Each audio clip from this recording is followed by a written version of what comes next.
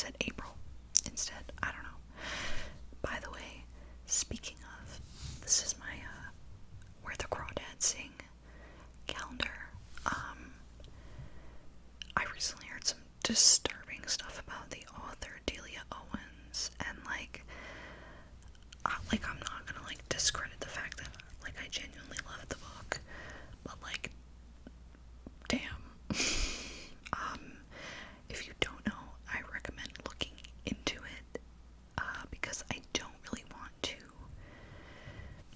start a murder conversation in an ASMR video, but basically some things were weirdly similar to the book. So anyway, some things she was involved in. Yeah, so the books I read in March, my earring's gone, and now I just look like a freak with one earring that says ass bud, at least when I had the other one on. Anyways, I found it. It's Castiel, but I mentioned in my last video that I was in my Spider-Man era, and I finally the other night I watched Far From Home. So now I just have No Way Home to watch, and I'm nervous and excited because I know it's gonna be so good. I know it's gonna have the three of them. I'm so excited. But also I'm scared because then I'll be done. And I won't have any new content to watch. So that sucks. But I also feel oh, is this one coming out too? I feel like ass, mentally and physically. But I got my second, not even my second, it was my first win today, and I was like, this is what I'm gonna do with it. Every day, since last week, I have one thing a day that I have the energy to do that's a real thing, and not just going to the bathroom. This is today's. Monday it was cleaning. Tuesday it was writing fanfiction from 9 p.m. to 1 a.m. It's just the vibe. It's what we're doing. Anyways, so to start with, I will start with the book that I do not have here with me. I touched on it briefly in my little free library haul because I got rid of it. And that is You Are a Badass by Jen Sincero. Okay. Basically it's supposed to just be yes girl boss. It's a self-help book. Basically just telling you to stop doubting your shit or whatever. And honestly, throughout she made some points. I will give her that. And it wasn't until I got to a certain point that I knew I was gonna give it just 1 star and forget everything else, because it just I had taken notes on post-its so that I can take what I need from the book and get rid of it. And so I got a couple things out of it, but overall not really worth it. So if you do read it, because I can't stop you and I'm not gonna tell you not to read it, if you do, just take it with a grain of salt, because there are parts that might mess with you a little bit. Honestly, even though I was very aware while I was reading it that what she was saying was stupid, I for some reason got in my head about part of it, and then I look back and I'm like, why am I letting this bitch tell me what to do in my life? I like some of the stuff that she's saying that I can't even fully remember it right now, honestly, but basically general self-help things, kind of there is some fat phobia peppered throughout, and it's kind of weird. And then there's she has shitty commentary on depression, and basically what I got from what she was saying was that if you you're using depression as an excuse and just want attention, and that's why you're not doing things. And I'm like, bitch, what the fuck? I laugh now, but reading it sucked. And then I knew, and I know that tons of other people know that that's just not fucking true. And but still, even a couple days later, it's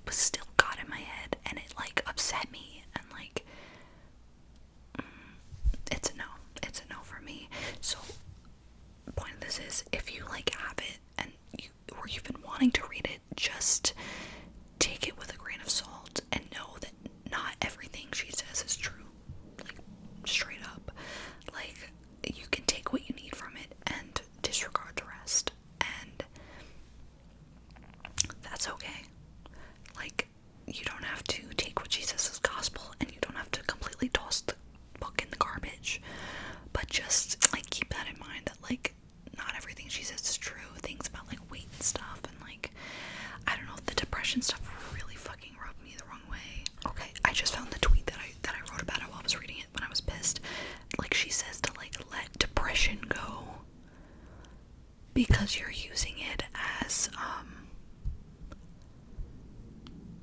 like, as an excuse,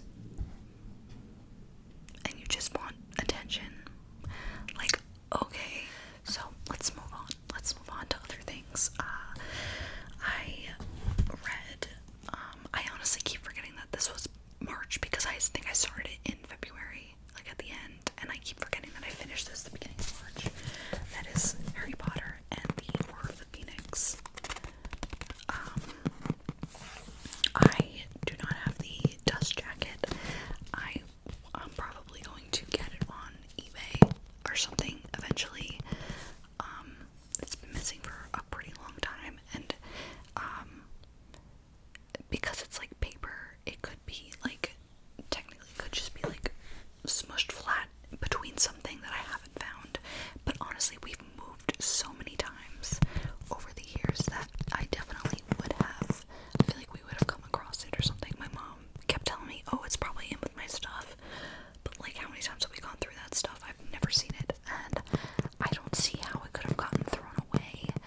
But regardless, I don't see it turning up like ever again, so I'm probably just gonna have to buy it. But as you can see, there's like a lot of like water stains from back in the day.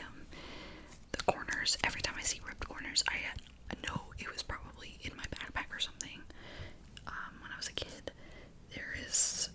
that is definitely sauce. I don't know what to say.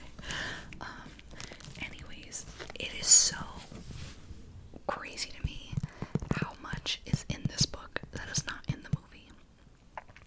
And honestly, some of it I'm glad. Like, there's just so much detail, and this is the longest book and the shortest movie, I think. I don't know if that's true, actually. I used to hear people say that, and I'd be like, wow, that's weird. But like, wouldn't the shortest movie be like the first one or something? I don't know. I just know it's the longest book. And honestly,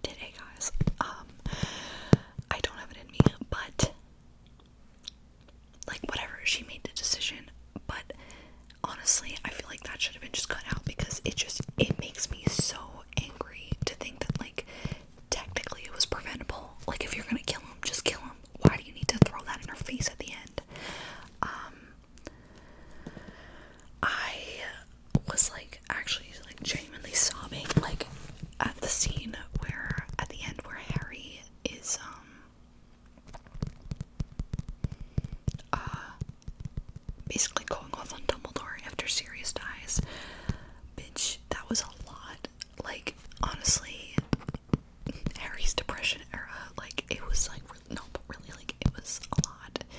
And fuck Dumbledore. All the way. Fuck Dumbledore.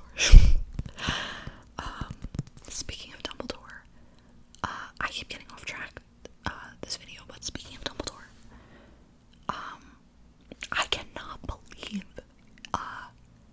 the Secrets of Dumbledore trailer, the recent one, where they're finally giving us, like, the crumb of Dumbledore's sexuality that we've been begging for. Because, like, honestly, okay, first of all, First Fantastic Beasts could have been great on its own as just a story about Newt and his Fantastic Beasts. I feel like the Dumbledore Grindelwald story should have been a separate thing. That's just my opinion, but I feel like it should have been a separate thing. If they wanted to tell that story, I don't see what the fuck this has to do with Fantastic Beasts anymore, but that's besides the point. They introduced Dumbledore in The Crimes of Grindelwald, and everyone who knows that Dumbledore is gay knows that his relationship with Grindelwald was not just, like, buddies, like, they were involved. And so people were pissed. They're like, why the fuck aren't you talking about this? Like, and I think it was David Yates, fuck David Yates also, by the way, but I think it was David Yates that was like, it's not necessary. Then bitch, why did you tell us that he was gay if you're not gonna do something about it? And now you're gonna show him with his ex-lover and not touch on it at all. So I don't know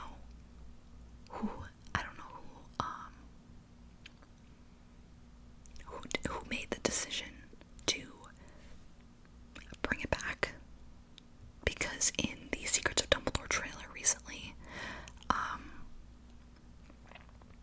Dumbledore's like, he says something to Grindelwald, he's like, because I was in love with you, and I was like, I can't even, like, no praise to David Yates, no praise to J.K. Rowling, fuck them both, but honestly, I'm shocked, I'm so shocked, because, like, for years, it has been this constant thing where, like, she said it for, like, no reason, because the series was over when she told us that Dumbledore was gay.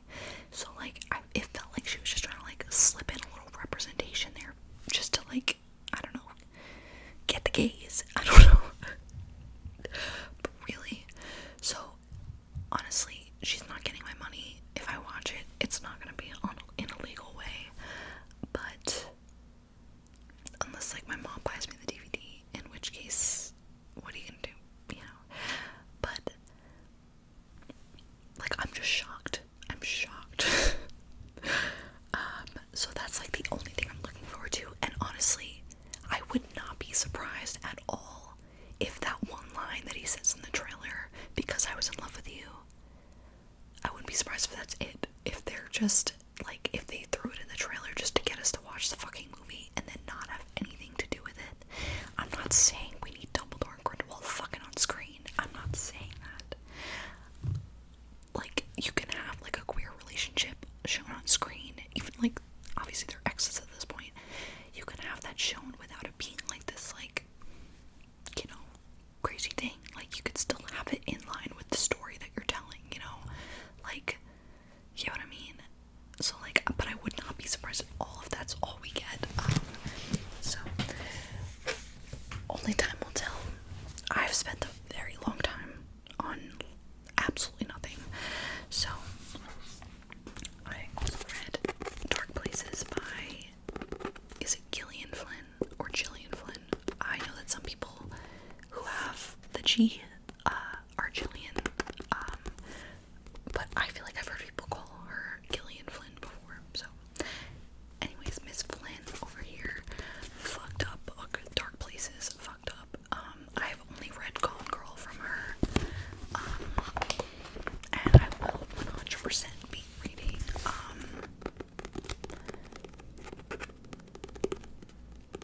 Sharp Objects. Couldn't remember it for a second.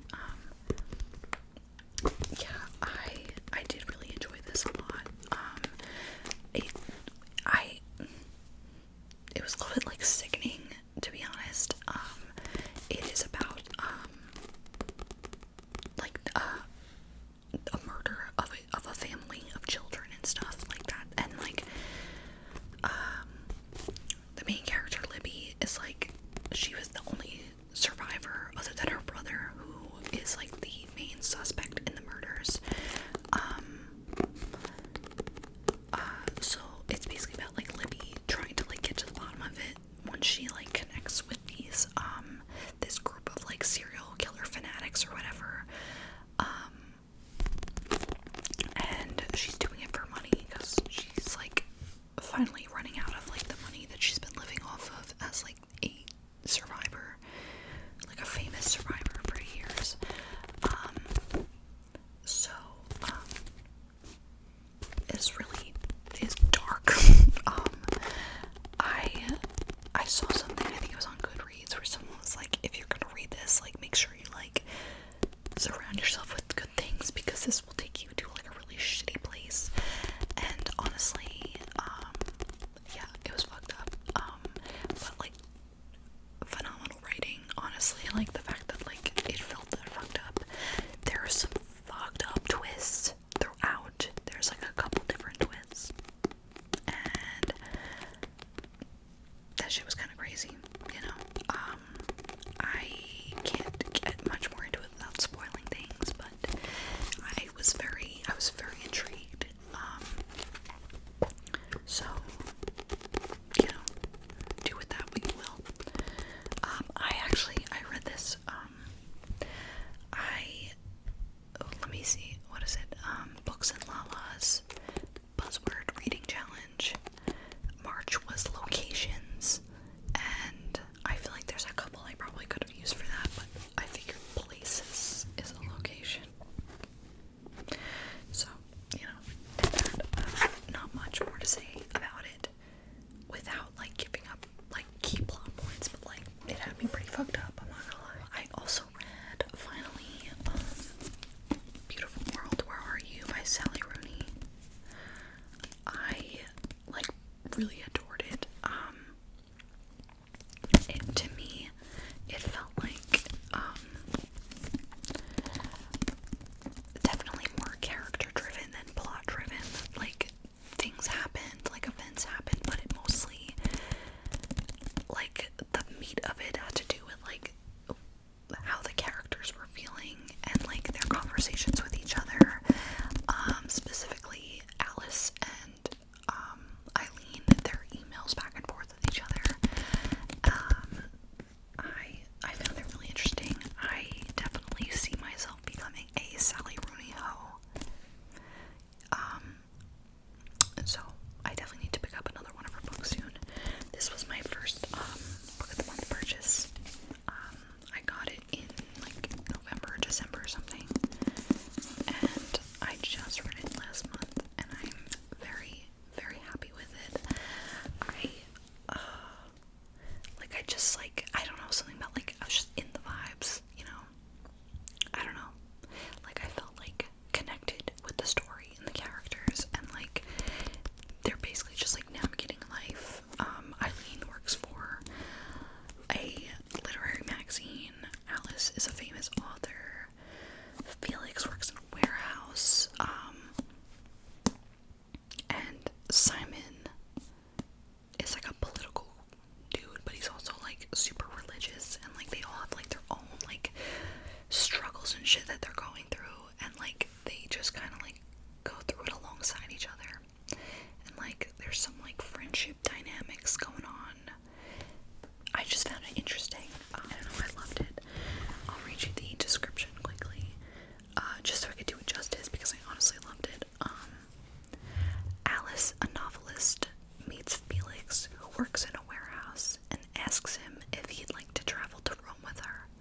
In Dublin, her best friend Eileen is getting over a breakup and slips back into flirting with Simon, a man she has known since childhood.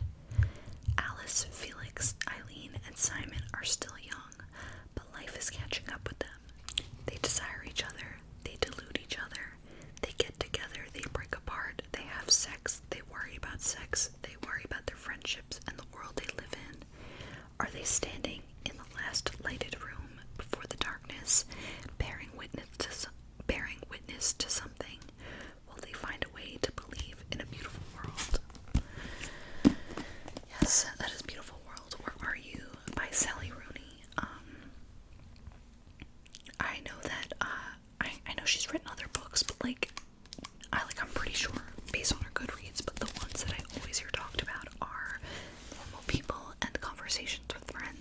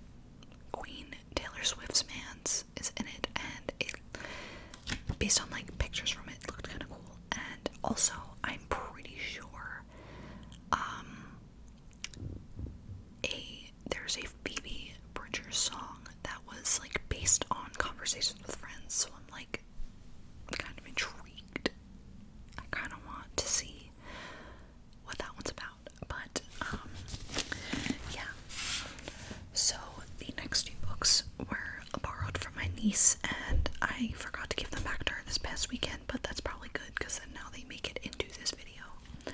The first one is Harley Quinn Breaking Glass by Mariko Tamaki. I definitely should have googled pronunciations first. I'm very bad with names, honestly. As you saw with Gillian/Jillian. And the art is by Steve Pugh. It is a graphic novel, and I really did enjoy this. Like, there's a lot of I don't know, like young girl power and activism and queer people, and it was just a lot of fun.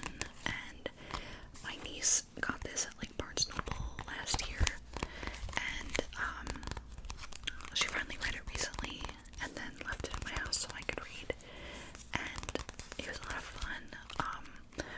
Harley goes to like live with her grandma, only to find that like her grandma passed away, and her landlord, a drag queen, now lives in that apartment, so he lets Harley stay instead of calling social services.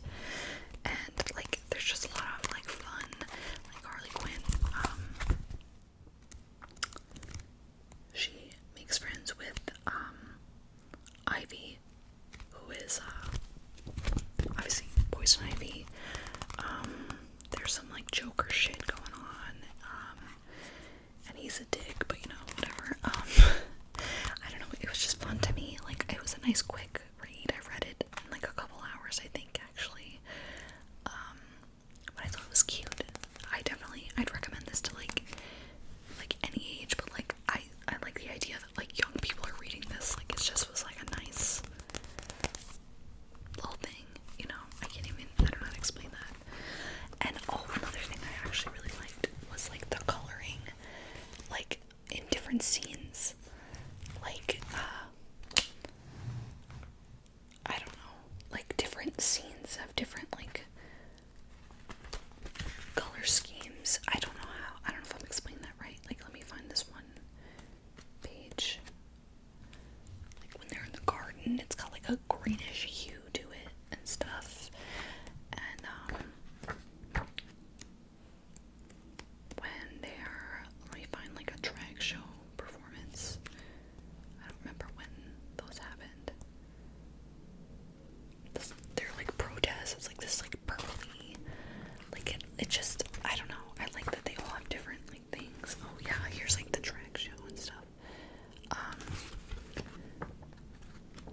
It's just, it was a fun vibe, and I really liked it. So I do recommend. And then last but not least, I read my first manga, and it is The Promise Neverland. That's not mine. This is my niece's bookmark. She left it with me even though I didn't use it. It's one of those like magnet ones. Hold on.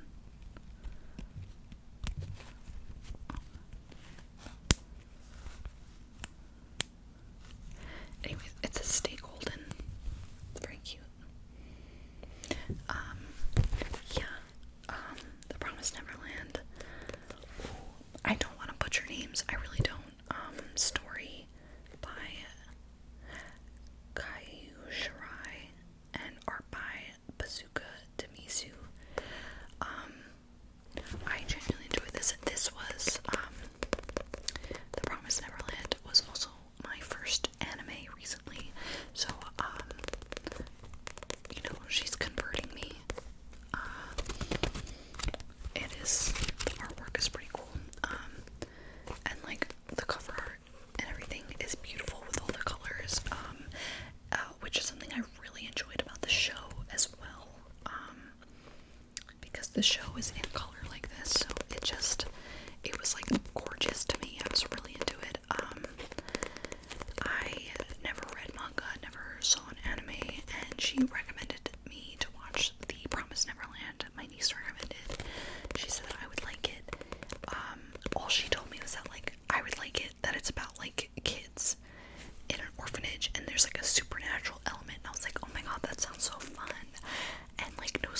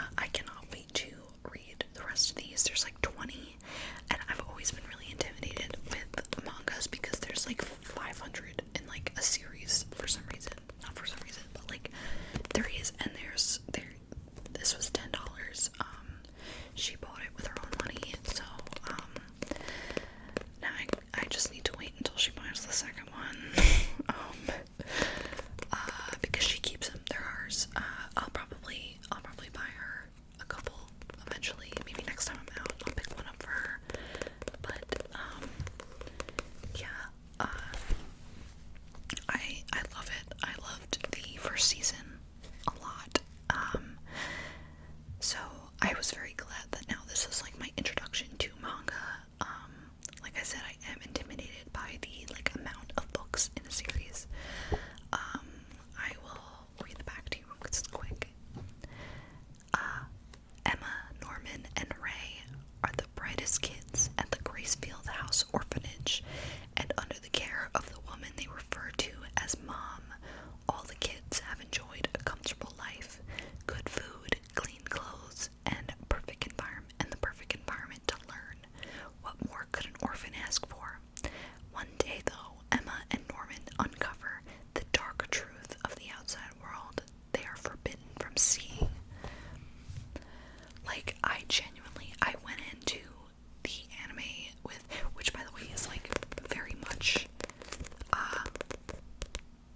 like the manga, like it is very accurate to the story.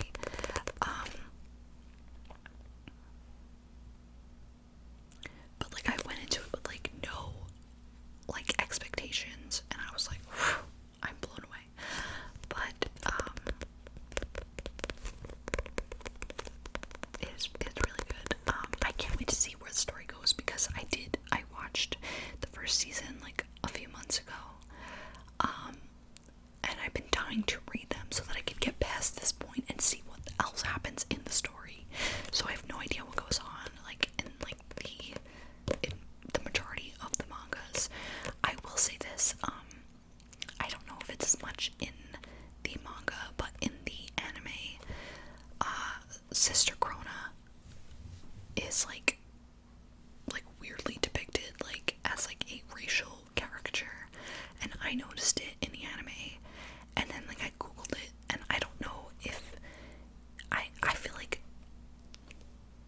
she's not as bad in the manga, but number one, that's not for me to say, and number two, I've only read this one, so like I can't really speak for the rest of the books, but that is something like super weird. But I don't know, you could look that up on your own. There's like a lot of nuances to the commentary on it about like Japanese culture and stuff. So again, still not really my place. But that was like the only like odd thing to me. Other than that, like I thought that the show was really well done, and I can't wait to read more. I refuse to watch season 2 because I don't want to ruin the image of the show for myself. Like I don't want to think badly of it just yet. Like I want to see where this goes first. So yeah, baby's first anime and manga.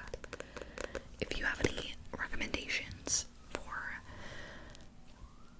mangas for me, but also for a 12-year-old girl, let me know, because like I know some are like a little more adult, and like I don't know, I'm not trying to like super police what she reads, but I'd rather her not like read like weird shit. But like if you have any recommendations for a beginner, for a child, hit me up. I know nothing. I know absolutely nothing.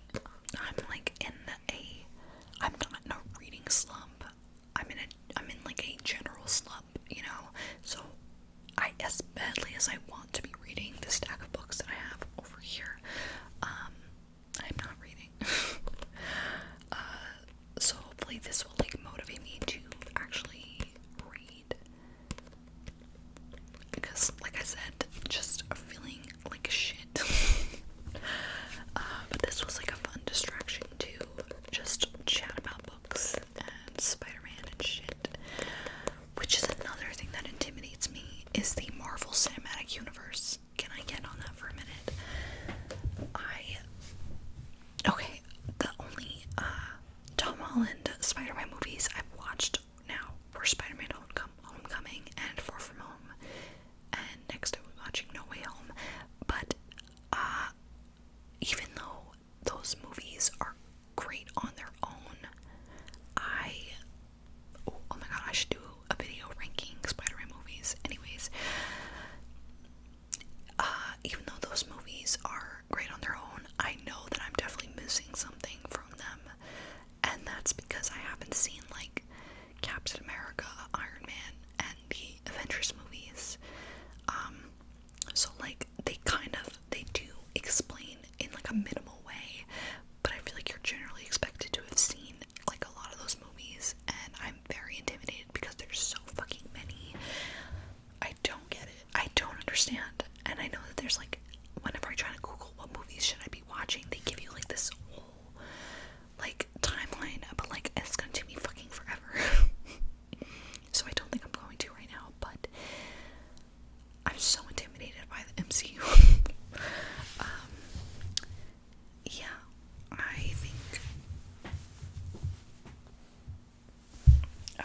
entrances, TV marathons are my cardio, in case you were wondering. I've also been watching Dairy Girls, and I love it. Does anybody else, like, when you watch a show, when you binge watch a show, you kind of, like, in your head, like, take on, like, the voice of the character, not the voice of the characters, but, like, the style, I don't know. So basically, in my head, I keep calling things, like, we. No, I don't know. I don't say it out loud, but, like, does anyone do that? You know? I'm very all over the place, and I apologize for that. But let me know what you've been reading, watching even, you know. Are you an MCU bitch? Are you an anime bitch? Manga bitch? Let me know.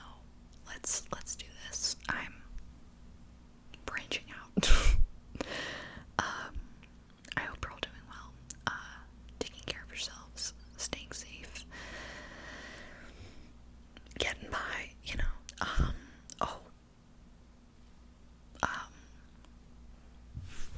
Harry Styles. Harry's home. That's all I'm gonna say. That's all that needs